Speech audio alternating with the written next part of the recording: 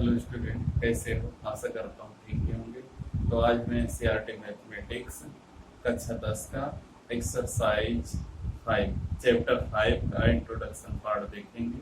देखिए, तो चैप्टर 5 है, इसका नाम है समांतर श्रेणियां, अर्थमेटिक प्रोग्रेशंस।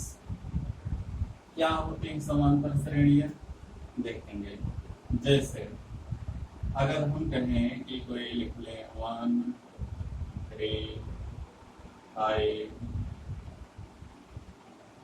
7, अगर पूछे आगे क्या आएगा तो बड़ी आसानी से बता सकते हैं। ऐसे ही 5 8 11 14 ऐसे अगर लिखें तो इसका भी अगला कुछ पर पूछे तो बताया जा सकता है कितना होगा।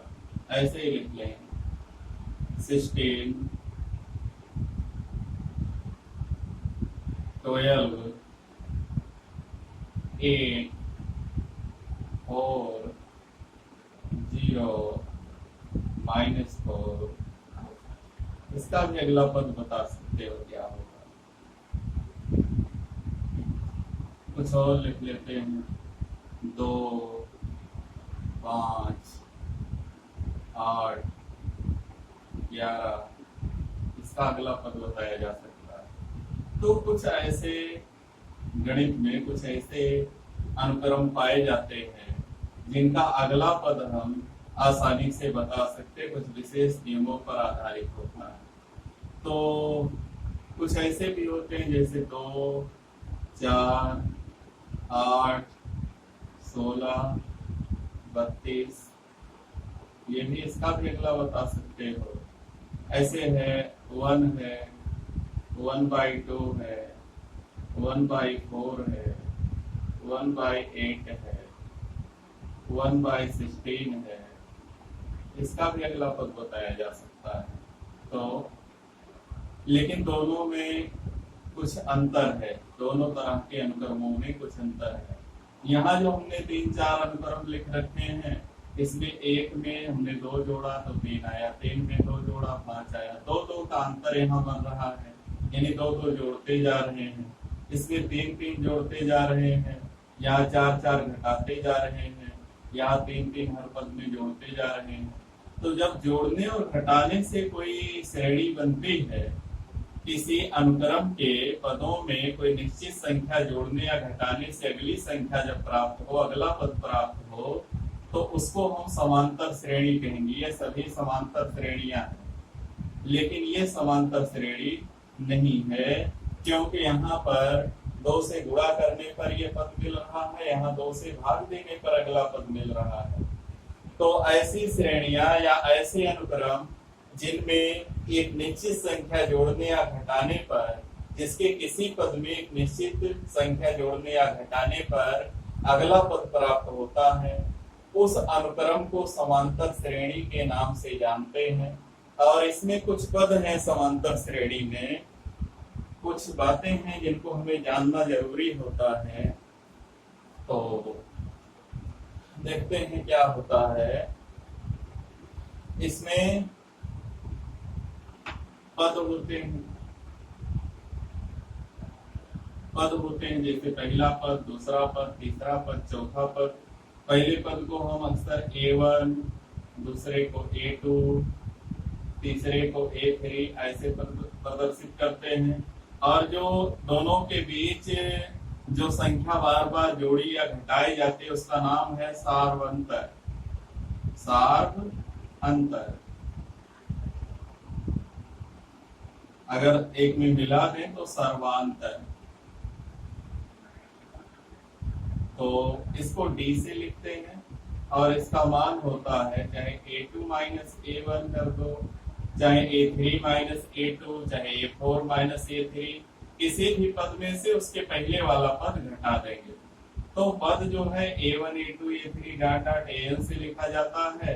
सर्वांतर D बराबर A2 - A1, चाहे A3 - A2, इस तरीके से लिखा जाता है। तो अगर हमको पहचानना है कि कोई श्रेणी समांतर श्रेणी है या नहीं है, तो हम उसको क्या करते हैं, जैसे यहाँ पर एक श्रेणी हमको ऐसे दी गई है, इसे हमें पहचानना हो कि यह दी गई श्रेणी समांतर श्रेणी है या नहीं है, तो हम क्या करेंगे, दूसरे में से पहला घटा लेंगे, a2 माइनस a1 कर लेंगे, तो 3 माइनस 1 आ जाएगा 2, फिर a3 माइनस a2 कर लेंगे, a3 है 5 माइनस 3, ये भी आ जाएगा 2। तो हम यहाँ लिख लेंगे चूंकि a2 माइनस a1 बराबर a3 माइनस a2, इसलिए दी गई श्रेणी एक समांतर श्रेणी है। अब कभी कभी ये माइनस में भी आता है, जिसमें घटाने पर अगली संख्या मिल रही होती है, वहां कभी कभी ये घटाने पर भी मिलता है। तो अब हम देखते हैं कि मान लेते हैं पहला पद को अक्सर हम स्मॉल a मान लेते हैं, इसी श्रेणी के प्रथम पद को स्मॉल a मान लें, a बराबर मान लें 1 है ही, तो ये प्रथम पद, इसको कहते हैं प्रथम पद। प्रथम पद a बराबर 1। अगर द्वितीय पद कहें, द्वितीय पद, इसको हम अक्सर a2 से लिखते हैं, a2 बराबर a प्लस d।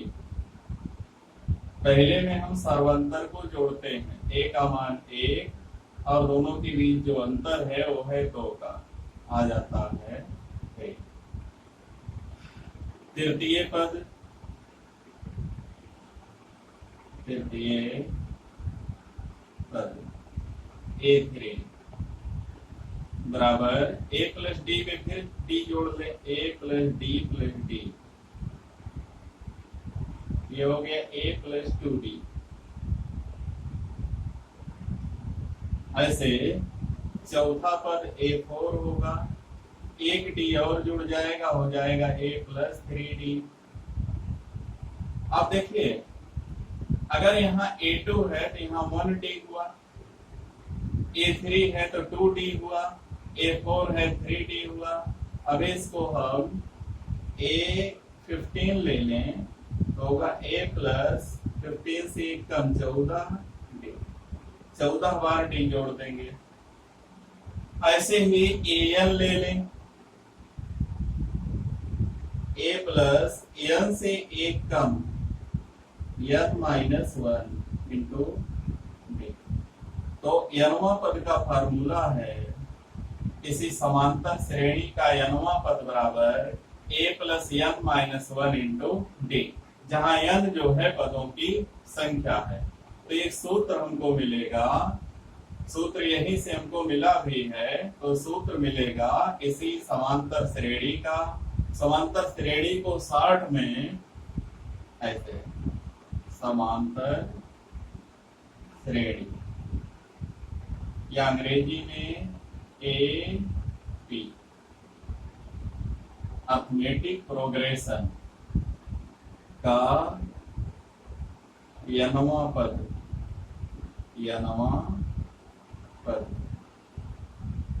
सूत्र है an बराबर a plus n minus 1 into d।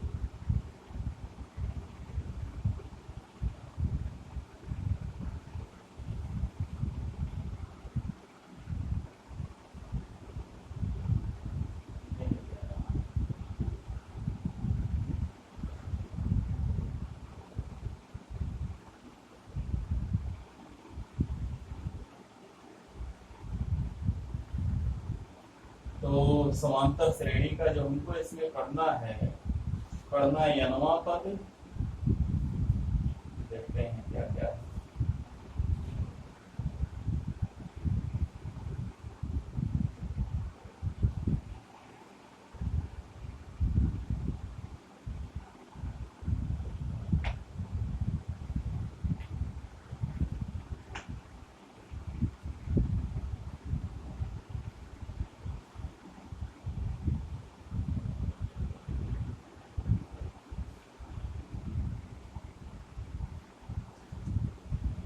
हाँ, एक और बता देते हैं। इसमें कभी कभी अंत से पूछ लिया जाता है, ये प्रारंभ से है, प्रारंभ से।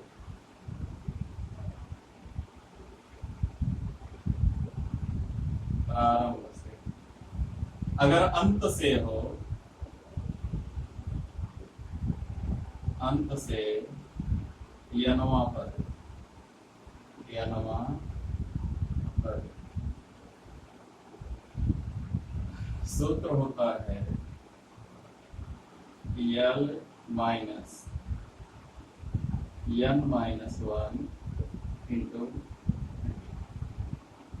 तो इस तरीके से प्रारंभ से और अंत से वाले का कम से कम प्रयोग है और प्रारंभ से जो है उसका प्रयोग कुछ ज्यादा है। ऐसे ही दो और फार्मूला है इसमें।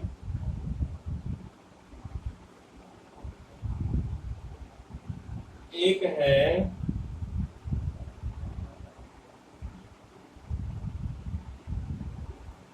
इसमें जो यल था वो आखिरी पद है, समांतर श्रेणी के, चाहे एक ही लिख लें चाहे समांतर श्रेणी,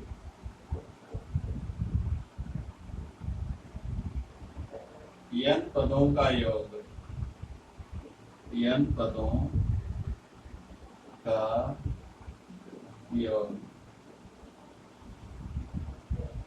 सूत्र होता है SN बराबर n/2 a प्लस यल। एक तो ये होता है, a प्रथम पद है, यल आखिरी पद है। और एक ये होता है SN बराबर n/2 2a plus n-1 into ये फार्मूला।